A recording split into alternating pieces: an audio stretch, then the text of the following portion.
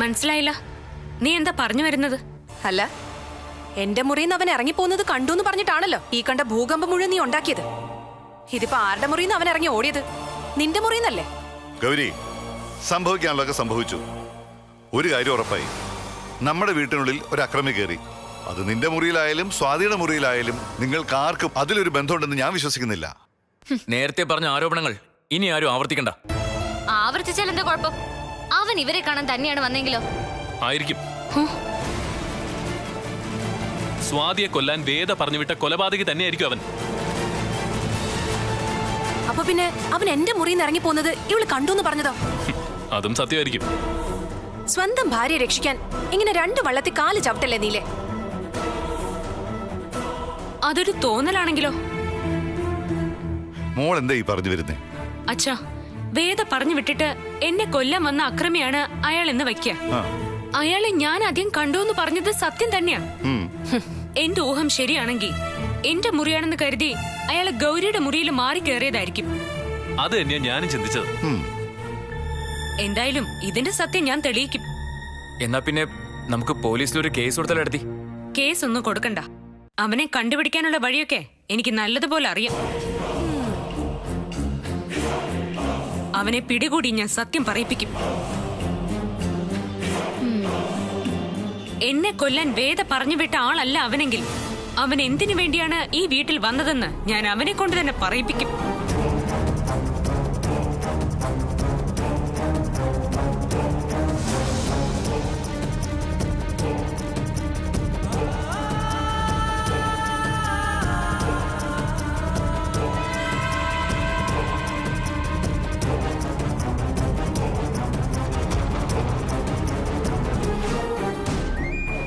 കേട്ടത് വെച്ച് നോക്കുമ്പോ സ്വാതിമോള് പറഞ്ഞതിലും കാര്യമുണ്ട്.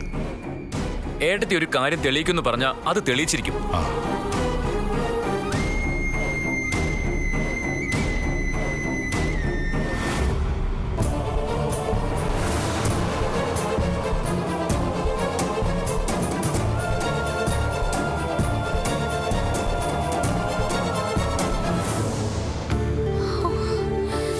സ്വാതി, അയ്യോ ബ്ലഡ്.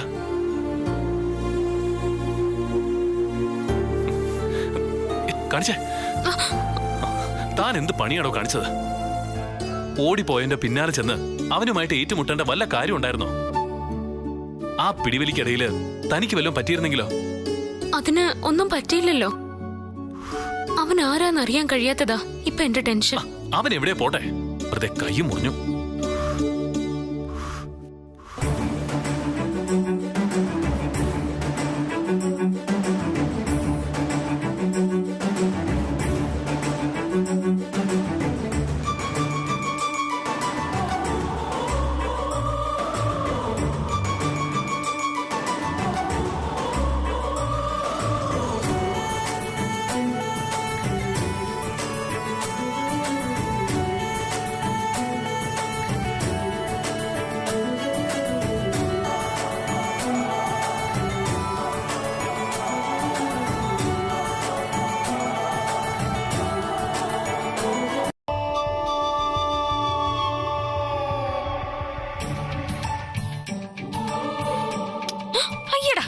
മതി മതി. അപ്പൊ ഇതിനായിരുന്നു കയ്യിൽ ഊതി തന്നതല്ലേ കള്ളൻ. ദേ ചുണ്ടിന് ചോര പറ്റി.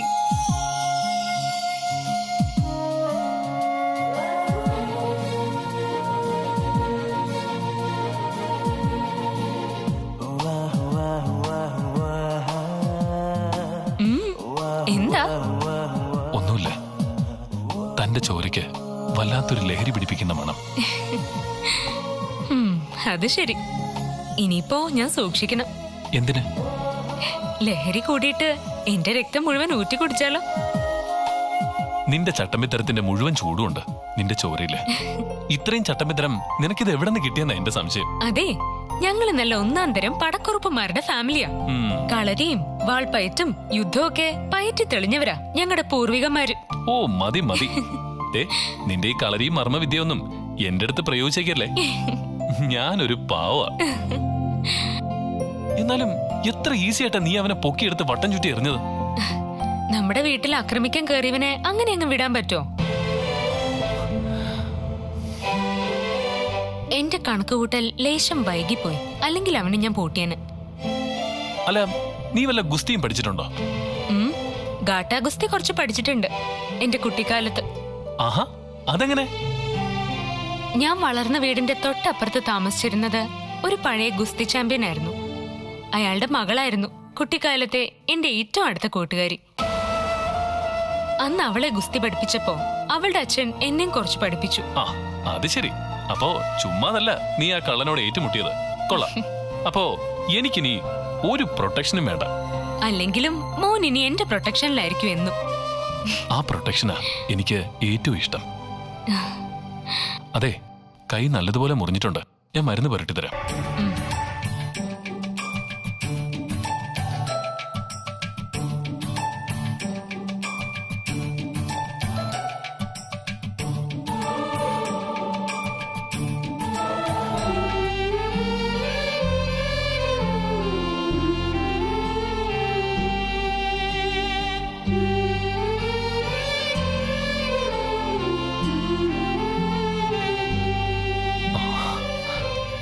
കുറച്ച് നേറുവേ.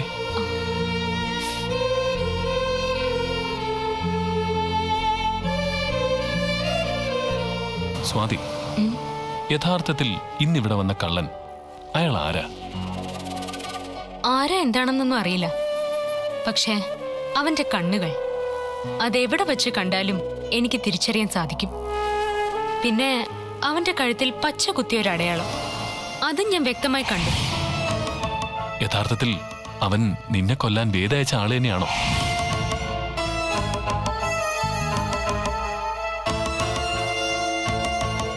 ആണെന്ന് എനിക്ക് തോന്നുന്നില്ല. പിന്നെ എന്താ സ്വാതി, നിനക്ക് അങ്ങനെ തോന്നാൻ കാരണം എന്താ? ഏട്ടാ, ഞാൻ ഈ മുറിയിൽ കയറിയപ്പോ അയാൾ ഇവിടെ ഉണ്ടായിരുന്നു. പക്ഷേ ഇവിടെ വച്ച് എന്നെ ആക്രമിക്കാനോ കൊല്ലാനോ ഒന്നും അയാൾ ശ്രമിച്ചില്ല. പകരം ഞാൻ കണ്ടെന്ന് മനസ്സിലാക്കിയപ്പോ ഓടി രക്ഷപ്പെടാനാണ് അയാൾ ശ്രമിച്ചത്. എന്നെ കൊല്ലാൻ വന്ന ആളാണെങ്കിൽ എന്തുകൊണ്ട് അയാൾ എന്നെ ആക്രമിച്ചില്ല? അപ്പൊ പിന്നെ അയാൾ എന്തിനായിരിക്കും നമ്മുടെ വീട്ടിൽ കടന്നുകൂടിയത്? ചിലപ്പോ മോഷ്ടിക്കാൻ കയറിയതായിരിക്കും. എന്തോ എനിക്കങ്ങനെ തോന്നുന്നില്ല. പക്ഷെ ഒരു കാര്യം എനിക്ക് ഉറപ്പാ, അയാൾ ആരായാലും ഈ വീട്ടിലെ ആരോ ഒരാളുമായി അയാൾക്ക് നല്ല ബന്ധമുണ്ട്. അത് നന്ദിനിയാണോന്നാ എന്റെ സംശയം. നന്ദിനിയോ? അതെ. അടുക്കള പൂട്ടാൻ ഞാൻ പോകുമ്പോ തുറന്നു കിടന്ന വാതിൽ ഞാൻ കുറ്റിയിട്ടത് എനിക്ക് നല്ല ഓർമ്മയുണ്ട്. പക്ഷേ ഞാൻ അടുക്കളയിൽ പോയി തിരിച്ചു വരുമ്പോ വീണ്ടും ആ വാതിൽ തുറന്നു തന്നെയാ കിടന്നത്. അതിനിടയിൽ അടുക്കളയിലേക്ക് വന്ന ഒരേ ഒരാൾ നന്ദിനിയാണ്.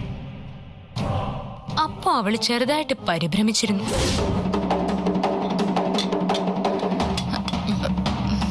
നന്ദിനി, എന്താ? അത് ഇത്തിരി വെള്ളം കുടിക്കാം.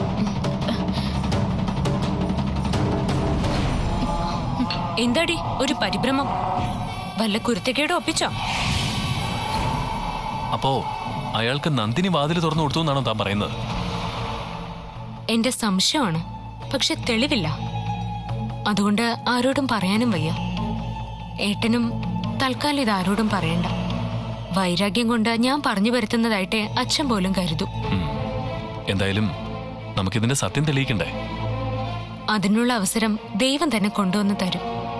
അതുവരെ നമുക്ക് കാത്തിരിക്കേട്ടാ. ആ അതെ, നാളെ രാവിലെ എന്നെ ഇന്റർവ്യൂ ചെയ്യാൻ വിസ്മയ ചാനലിൽ നിന്നൊരു ടീം വരുന്നുണ്ട്. താനും ഉണ്ടാവണം. Family interview. അയ്യോ ഏട്ടാ, ഒരു കാര്യം പറഞ്ഞ് ഞാൻ വിട്ടുപോയി. എനിക്ക് നാളെ രാവിലെ ആ ഹോസ്പിറ്റലിൽ വരെ ഒന്ന് പോണം. എന്റെ ആ ബന്ധുവിന് അസുഖം വളരെ കൂടുതലാണെന്ന് അറിഞ്ഞത്. ആ എന്നാ ശരി, താൻ പോയിട്ട് വാ. ഇന്റർവ്യൂവിന് ഞാൻ തനിയെ ഇരുന്നോളാം.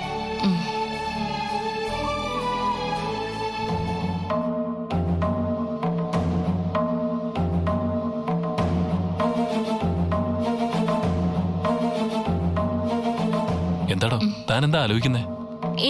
ഒന്നുമില്ല ഏട്ടാ. എന്നാ കിടക്ക്, നേരെ ഒരുപാടായി. ആ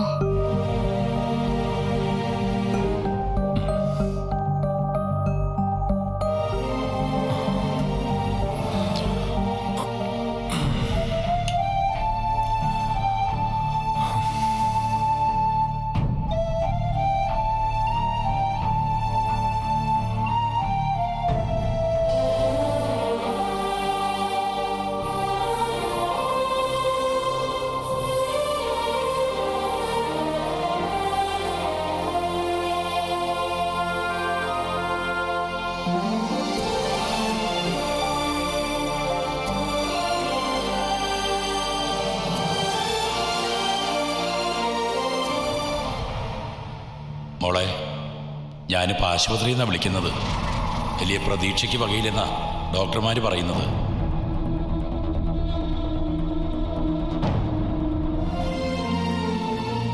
അല്പം മുമ്പ് കണ്ടപ്പോഴും അവസാനമായി ചോദിച്ചത് മോളുടെ കാര്യമാണ്. മോളെ, ജീവിതത്തിലേക്ക് ഇനിയൊരു തിരിച്ചുവരവില്ലെന്ന് ഉറപ്പായി കഴിഞ്ഞു. അവസാനത്തെ ഈ ആഗ്രഹമെങ്കിലും സാധിച്ചു കൊടുക്കാനുള്ള കടമ മോൾക്കുണ്ടെന്നാ എൻ്റെ വിശ്വാസം.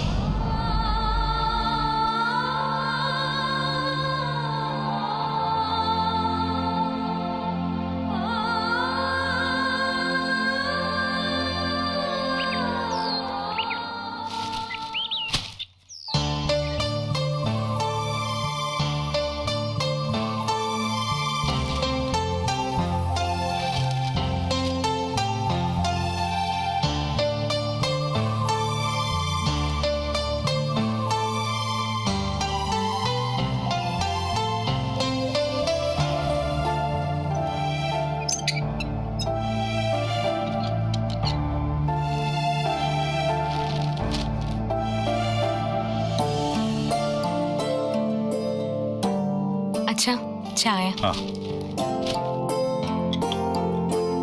ഇന്നലെ മോളോട് അച്ഛൻ ഇത്തിരി റഫായിട്ട് പെരുമാറി.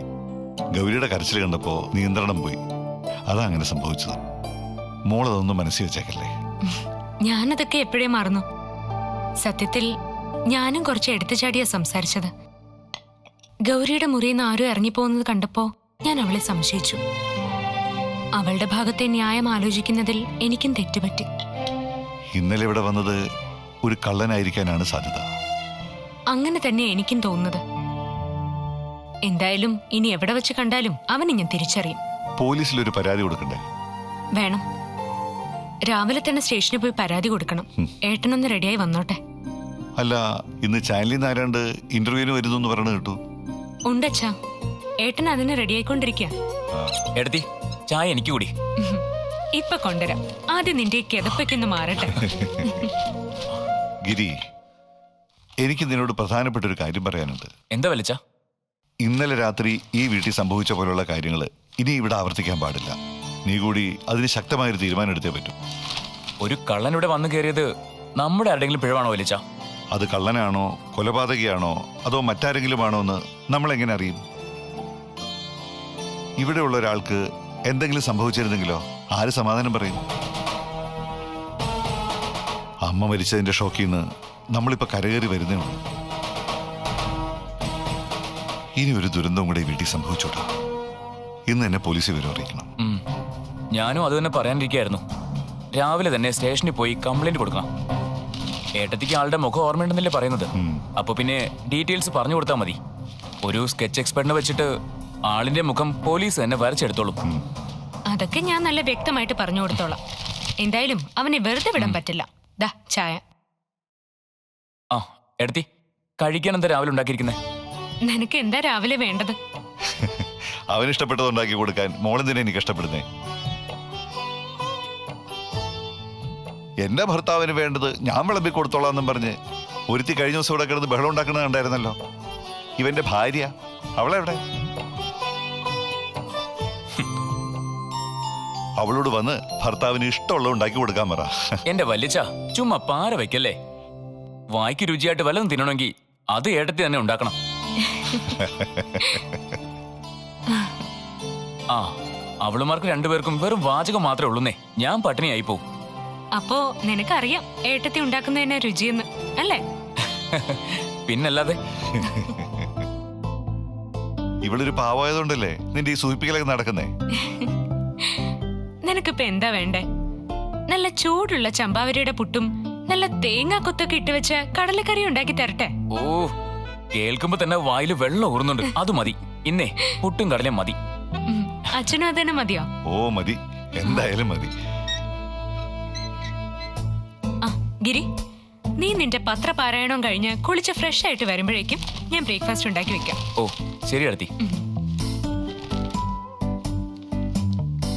പ്രശസ്ത മലയാള തമിഴ് ചലച്ചിത്ര ഗായകൻ പത്മശ്രീ എസ് ശ്രീനിവാസൻ അന്തരിച്ചു.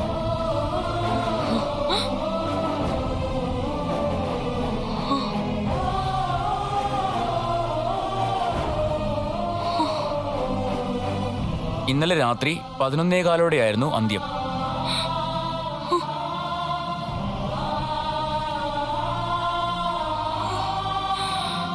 കുറച്ചു നാളായി അസുഖബാധിതയെ തുടർന്ന് സിനിമയിൽ നിന്നും മാറി നിൽക്കുകയായിരുന്നു.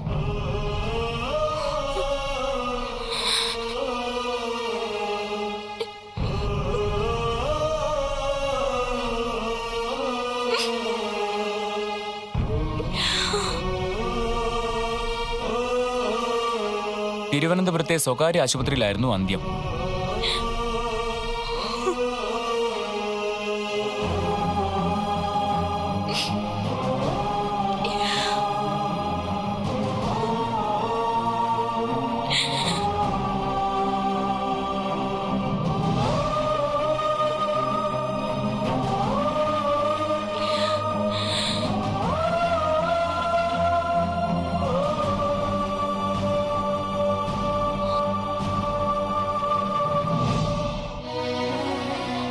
ഗിരി,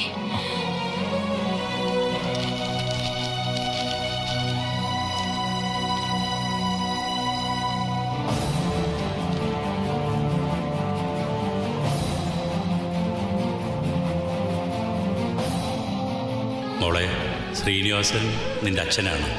ഞാൻ അദ്ദേഹത്തിൻ്റെ മാനേജരാണ്.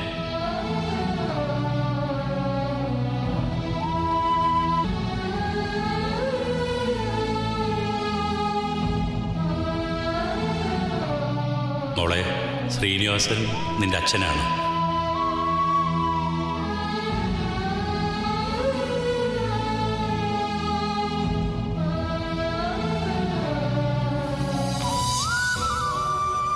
അവസാനമായി ശ്രീനിവാസന് മോളെ ഒന്ന് കാണണം.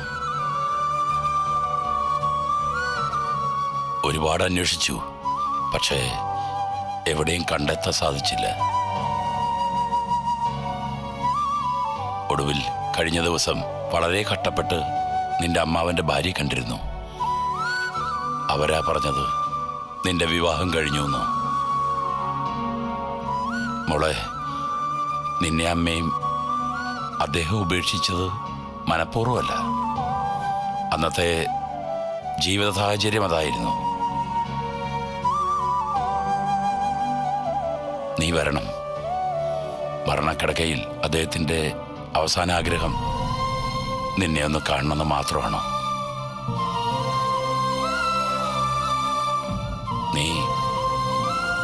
നീ വരില്ലേ മോളെ?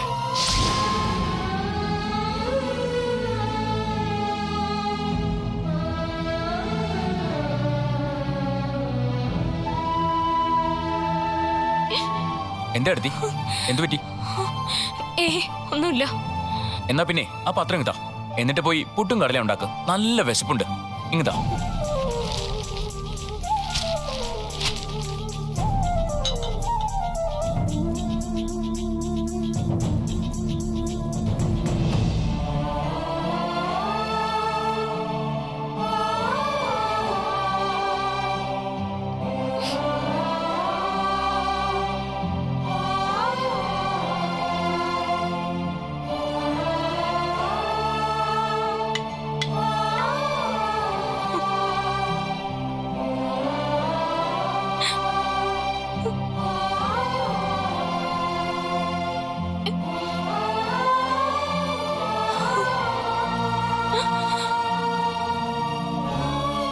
അങ്കിളിൻ്റെ ഈ യാചന മോള് നിഷേധിക്കരുത്. മോള് വരണം. ഒരു നോക്ക് ഒന്ന് കാണണം. ശരി, ഞാൻ വരാം.